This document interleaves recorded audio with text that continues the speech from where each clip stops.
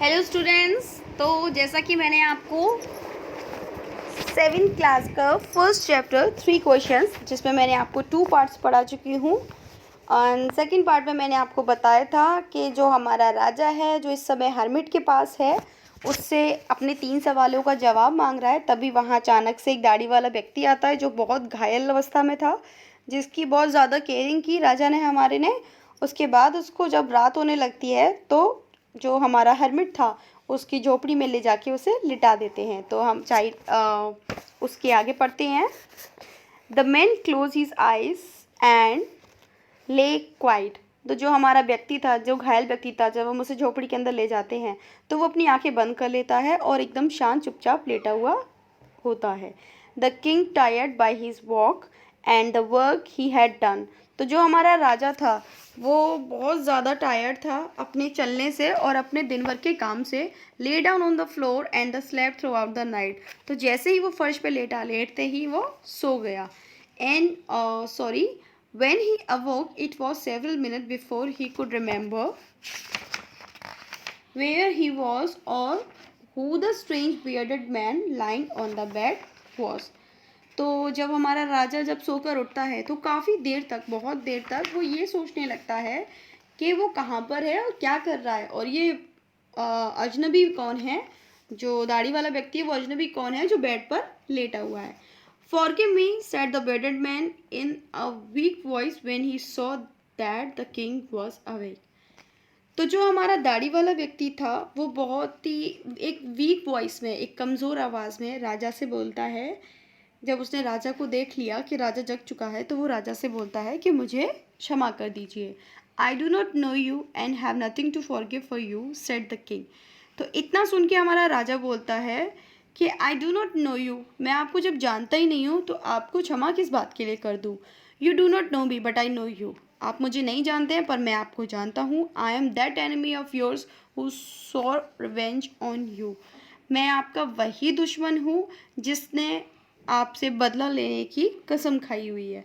Because you put my brother to death and seize my property, क्योंकि आपने मेरे भाई को मौत की सज़ा सुनाई थी और उसकी सारी प्रॉपर्टी जब्त कर ली थी। I knew you had gone alone to see that hermit, मैं जानता था कि आप अकेले ही हर्मिट के पास गए हैं। And I made up my mind to kill you on your way home, तो मैंने ऑलरेडी अपना माइंड सेट कर दिया था कि जब आप अपने रास्ते वापस आएंगे, जब हर्मिट से मिलने के बाद जब अपने घर के लिए निकलेंगे, क्योंकि मुझे पता था आप अकेले हैं, तो तभी मैं आपको मारता। But the day pass and you did not return, पर पूरा दिन निकल गया और आप वापस ही नहीं आए। So I left my hiding place, तो जहाँ मैं छिपा हुआ था मैंने वो जगह छोड़ दी। And I came upon your body guard, और मैं आपके बॉडी गार्ड से टकरा गया। Who recognize me and wounded me, जिन्होंने मुझे पहचान लिया और मुझे घायल कर दिया। I escaped from him but I should have dead if you had not dressed my wounds. तो आई एस्केप फ्रॉम हिम, जब मैं उनसे छुपने लगा, जब छिपके, but I should have dead, और पर मैं डेफिनेटली मर जाता अगर आप मेरे ज़ख्म का ड्रेस नहीं करते, मतलब मेरे ज़ख्मों की मरहम पट्टी नहीं लगाते, तो मैं डेफिनेटली मर जाता। I wish to kill you, मेरी इच्छा थी आपको मारने की। And you have saved my life, पर आपने तो मेरी जान बचाई है। नाउ इफ़ आई लिव, और यदि, अगर मैं ज़िंदा रहता हूँ, I will serve you as your most faithful servant and will order my sons to do the same. Forgive me.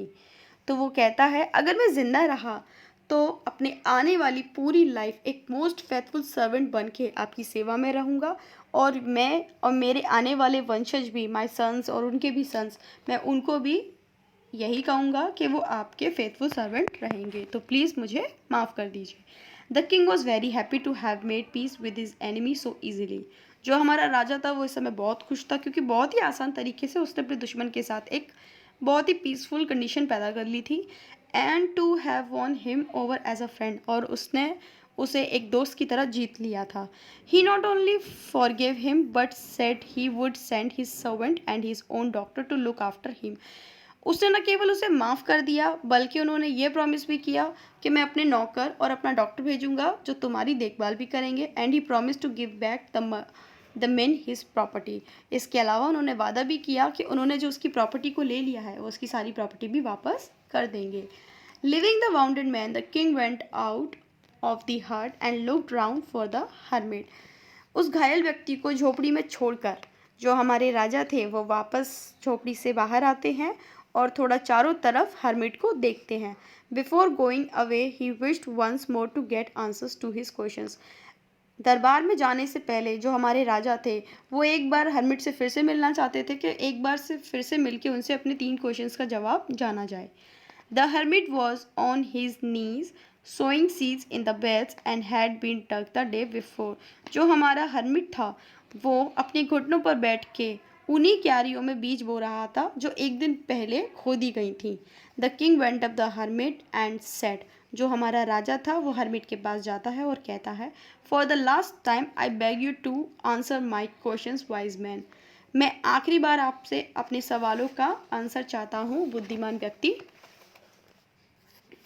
You have already been answered, said the hermit, still bending down to the ground and looking up to the king as he stood before him. तो जो हमारा hermit था जो क्यारियों में बीज बो रहा था वो राजा की तरफ देखते हुए बोलता है कि आपको तो आपके तीनों सवालों का जवाब मिल चुका है.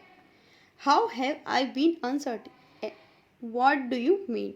तो जो हमारा राजा होता है वो थोड़ा शॉक में हो जाता है और वो कहता है कि ऐसे कैसे मैंने अपने तीनों सवालों का जवाब जान लिया. Thank you for giving your attention.